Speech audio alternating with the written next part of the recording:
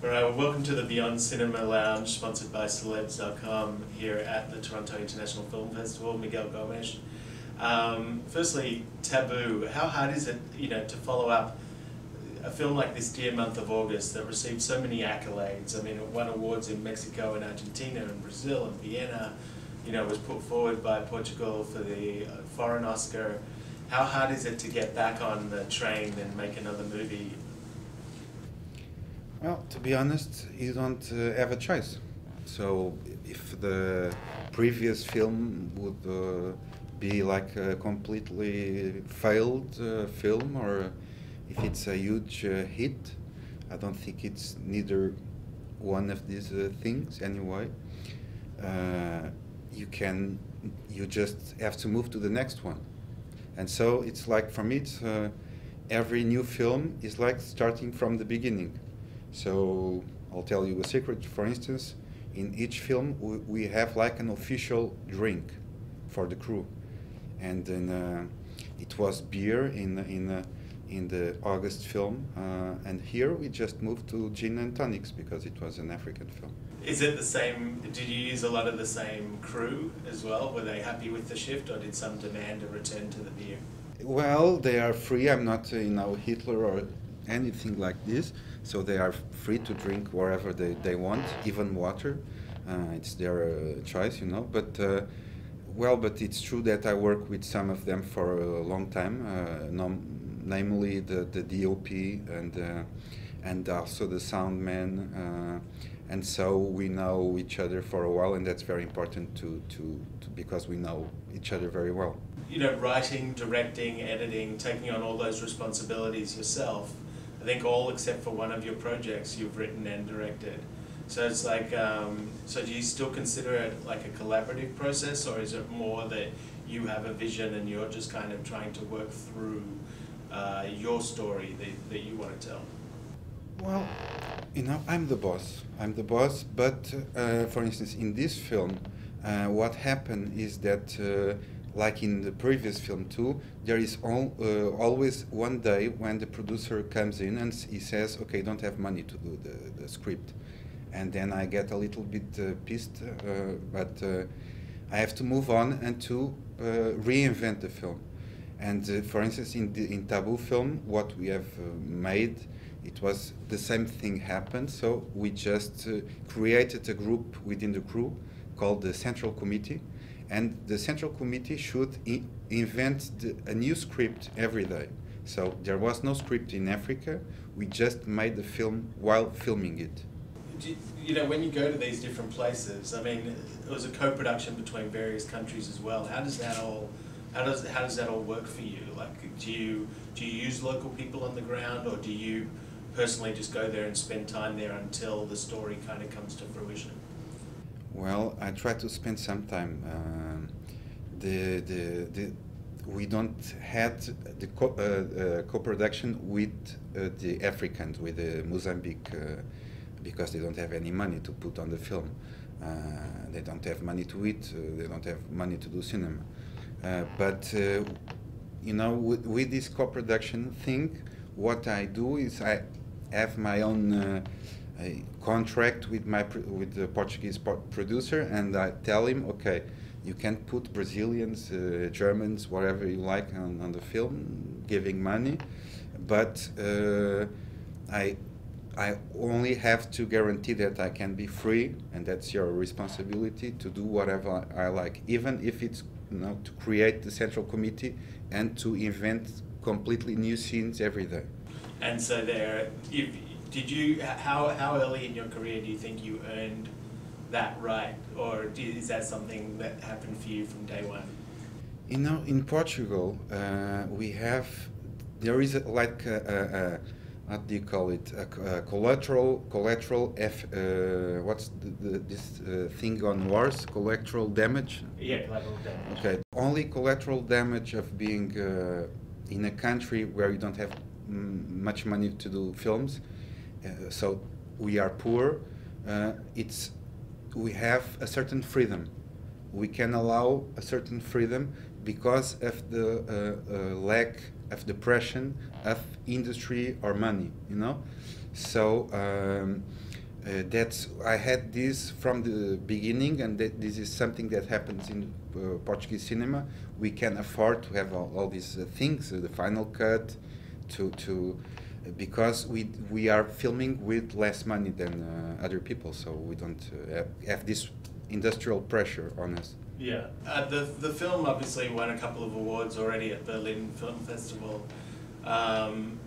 Is it always interesting for you to take it to all these different countries and see how different audiences respond to the film? Yeah, of course. Though I get sometimes homesick, but of course it's very good to be in other countries and to see how the audience reacts to the film. Do the audiences in Portugal respond very differently to you and your work? Then do you feel like maybe they're looking for different things than perhaps, you know, festivals in Europe audiences? We had a good response to the film because it was already released in Portugal and it made well. Though I always think that, you know, that everybody in the cinema is different. So when we talk about audience, it's like an abstract thing. I think there is a scene in this film, Tabu, where you have in a theater two people watching a film. One is crying. I think she's very touched by what she's seeing, and there's another guy sitting next to her who is sleeping, and so they both are Portuguese and they are reacting to a film in different ways, and I think that this happens in every theater in every country. Like why, you know, it's drawn, the film's drawn comparisons to Uncle Boon Me as well, just because it has, I guess, a non-traditional structure and it has a beautiful kind of poetic quality to it. You know, when you make a film like this that you know doesn't fit into like a normal pattern, are you curious, like do you, is that intentional on your part because you want to evoke a different response from an audience, or is it just the best way to tell whatever it is, the story that you're trying to get across? I cannot do it otherwise. It's just the way I can do it. I really like Happy Chapong's films, and particularly Uncle Boomy and Tropical Melody. They're very impressive films. But I think I never asked this to him, to Happy Chapong, but I guess he's doing what he thinks is interesting and he cannot do it otherwise. And I don't think it's possible. For me, it's not possible to anticipate the reactions of people. I'm not a wizard, so I would like to be the Wizard of Oz. That's a good film too.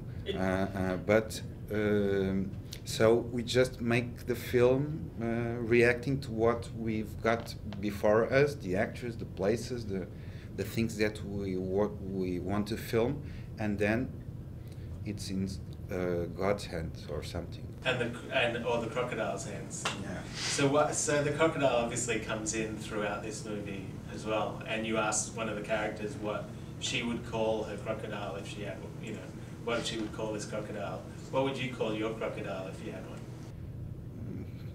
Like, no, this was decided from the beginning that should be Dundee, Crocodile Dundee. I went to Australia and I said this was the only homage in the film was to Australian cinema with Crocodile Dundee. But, you know, they asked me in Berlin why the crocodile, and I just said, well, I like crocodiles. And then once I said, you know, maybe crocodiles look so old, like prehistorical beasts, and so maybe they remember things that people have already forgotten. And and then I understood that maybe this crocodile has something to do with like memory and time, you know, like a witness of lovers getting together and separating, and empires being born and falling down, things like this. Certainly lovers separating and memory is a kind of central theme between Pilar and Aurora as well. But so is that the case for you often, that you perhaps find the meaning in your films long after you've finished making them? Yeah, but that's because maybe I'm not very smart, you know.